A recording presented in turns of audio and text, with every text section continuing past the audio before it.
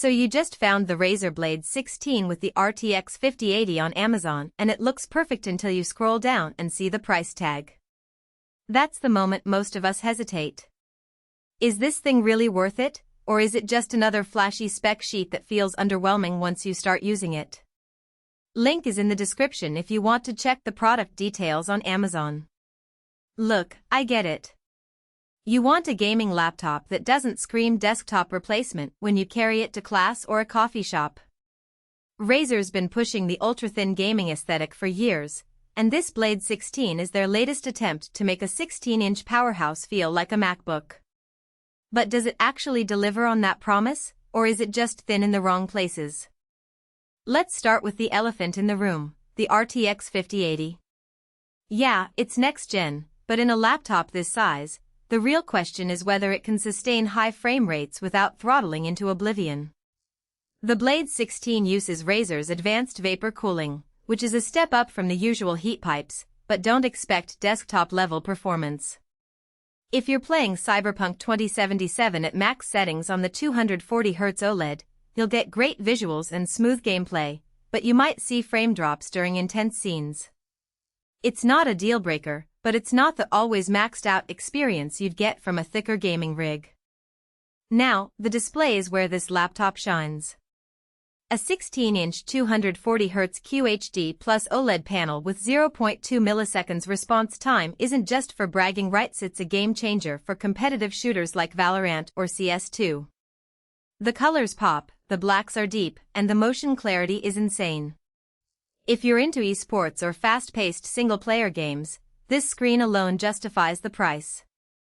But if you're mostly playing story-driven RPGs or indie games, you might not notice the difference between this and a 144Hz IPS panel. Memory and storage are where Razer plays it safe. 64GB of LPDDR5X RAM and a 1TB SSD are overkill for most gamers right now, but they future-proof the machine for the next few years. If you're running heavy workloads like video editing or 3D rendering alongside gaming, this setup keeps everything snappy. But if you're just gaming, you're paying for headroom you might never use. The real trade-off here is portability versus performance. At 14.9mm thick and under 5 pounds, it's impressively portable for a gaming laptop. But that thinness comes at a cost. The keyboard is shallow, the trackpad is mediocre, and the battery life as well. It's a gaming laptop. Don't expect to get more than 3 to 4 hours of light use. If you're always near a power outlet, that's fine. If you're trying to game on the go, look elsewhere. Who should buy this?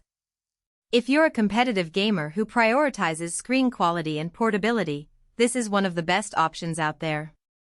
The OLED display and high refresh rate make it a standout for esports titles. If you're a content creator who needs raw power for rendering and gaming, the RTX 5080 and 64GB RAM will handle it. But if you're a casual gamer who mostly plays single-player games or doesn't care about the latest tech, you'd be better off with a cheaper, thicker laptop that lasts longer on battery. The biggest weakness? The price. At this tier, you're paying a premium for the Razer brand and the ultra-thin design. You can get similar performance in a bulkier chassis for less money. And while the vapor cooling helps, it's not enough to keep the RTX 5080 running at peak levels for hours on end. Expect to see some thermal throttling during long sessions. So, is it worth it? If you value portability and screen quality above all else, yes. If you want raw power without compromise, you might be better off with a thicker gaming laptop. Either way, this isn't a machine for everyone, it's for the gamer who's willing to pay for the Razer experience.